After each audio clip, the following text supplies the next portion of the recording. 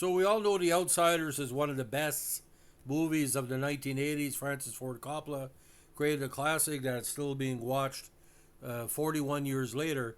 But today we're not going to be reviewing the movie. We're going to talk about some insane trivia in the film. How the movie came about, how a former Hockey Hall of Fame, Boston Bruins star, Hockey Hall of Famer, was in the movie, and a whole plethora of up and coming stars were rejected for the main cast. Now, of course, The Outsiders came out in 1983. This coming of age crime drama was directed by FFC. The film was an adaptation of the 67 novel of the same name by S.A. Hinton and was released on March 25th, 83 in the States.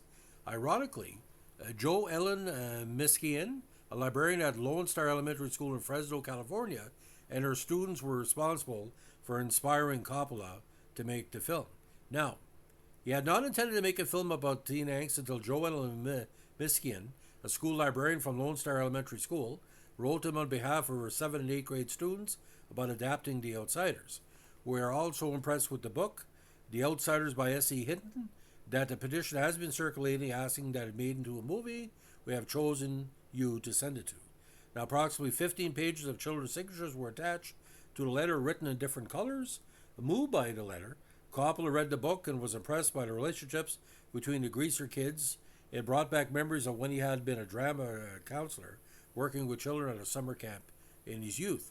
Now, the show, of course, a plethora of young stars. C. Thomas Howell, Macchio, Dylan, Swayze, Lowe, Billy Westbeth, Tom Cruise, Diane Lane, Leif Garrett. But did you know that Sofia Coppola, credited as Domino, daughter of the film's director, had a minor cameo as a child, asking the Greasers for 15 cents, and S.E. Hinton plays Dally's nurse. Now, brief uncredited appearances include Melanie Griffith and Heather Langenkamp. Additionally, Nicolas Cage, which is FFC's nephew, Michael Peeler Balzeri, Flea, for Red Hot Chili Peppers, and get this, Cam Neely, what the hell he was doing in Oklahoma filming this movie in 1982, the former NHL player and member of the Hockey Hall of Fame, had uncredited appearances as rival gang members during the Rumble scene. Now, the casting process led to debut or star-making performances of actors who would be collectively referred to throughout the 80s as the Brat Pack, including Howell, Dillon, Swayze, Macchio, Lowe, Billy Westbeth, Tom Cruise. Timothy Hutton, Sean Penn, Mickey Rourke, Scott Baio, and Dennis Quaid also auditioned for roles, but were not cast. Producer Fred Roos, who recently passed away, a frequent collaborator with Coppola, was partially responsible for the film's casting. In particular, he scouted Patrick Swayze based on his performance in the roller skating movie Skate Down USA, which came out 4 years before. Val Kilmer was approached for a role in the film, but he turned it down as he's prepping for a Broadway play, The Slab Boys. Now, Ralph Macchio stated that during auditions, Coppola wanted everybody to read for a different role. He said that Coppola had all of the actors in one room watching each other audition. It's brutal because you become self-conscious of any choices, because you're watching reaction based on other actors and watching the filmmakers and how to respond, because you're all trying to get the job. For Francis, it was about mixing and matching the ensemble, saying, Dennis Quaid, you read this, and Rob Lowe, you read that. As a New Yorker didn't know any of the other actors auditioning, Macchio also stated they felt like an outsider, no pun intended, during the process. Lowe also said that Tom Cruise went ballistic over sharing a room with him during the auditions. He accidentally struck him in the face during rehearsals. Now, ironically, how was Cam Neely in Tulsa, Oklahoma back then? But anyway, the film was shot on location in Tulsa. Filming took place from March 29th to May 1582. A newspaper used to show a story about the three greasers saving the kids and the outsiders includes a real story from 82 regarding the death of a man hit by a train in Boston. Coppola's craving for realism almost led to disaster during a church burning scene. He pressed for more fire, and a small controlled blaze actually triggered a much larger, uncontrolled fire, which a downpour doused. Now, the original length of the film was 2 hours and 13 minutes. Warner Brothers felt that the film was a mistake and was too long. As a result, Coppola cut it down to 91 minutes for a theatrical release. We'll get into the second what was added. The pranks that won during the filming have become legendary, mostly initiated by Dillon, Lowe, Cruise, and Swayze. The targets were often Howell and Diane Lane.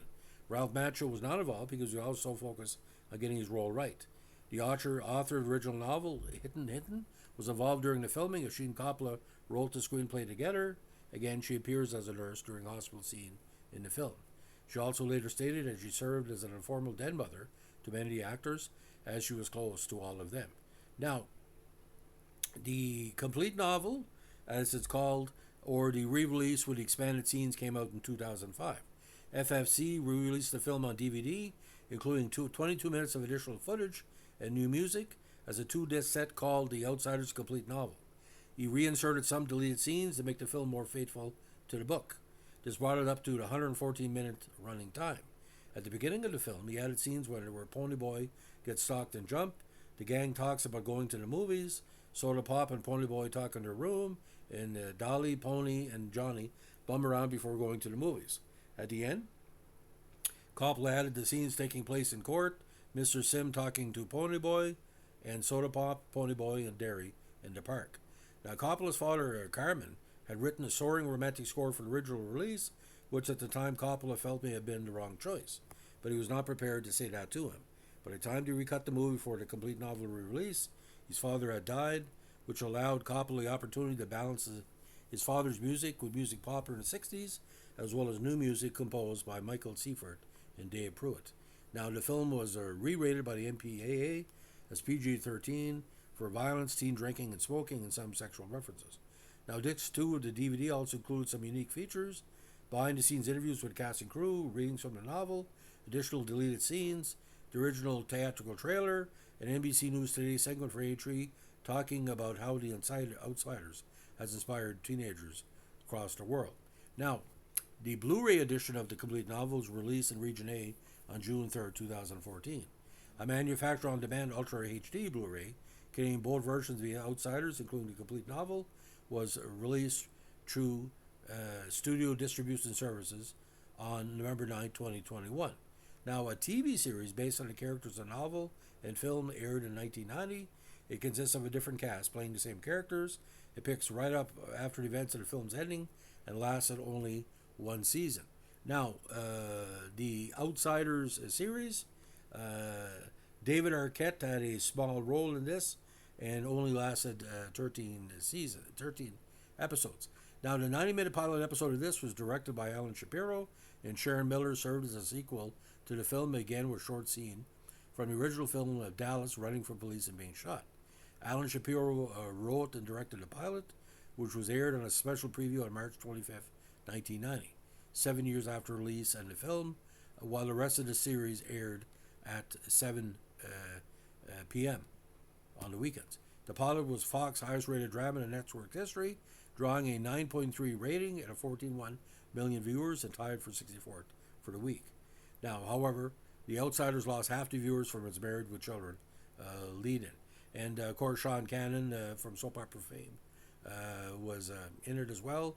Young Leonardo DiCaprio did a guest appearance, and also Billy Bob Thornton played Buck Merrill. And the plots were very basic about the brothers and their different inclinations. I don't think it was shown in Canada very often. I don't remember it, and maybe just I wasn't around because I was quite busy working as a media member.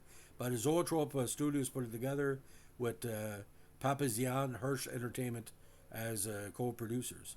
Again, ran from March 5th, 25th, July 22nd, 1990. Not sure if it's on DVD, but if it is, please let me know. So again, that's the story of the many behind-the-scenes tidbits about The Outsiders. If you like the movie, let me know. And if you can see Cam Neely and Nicolas Cage in the fight, you're better than I am. It was kind of wet. Have a good one. Bye.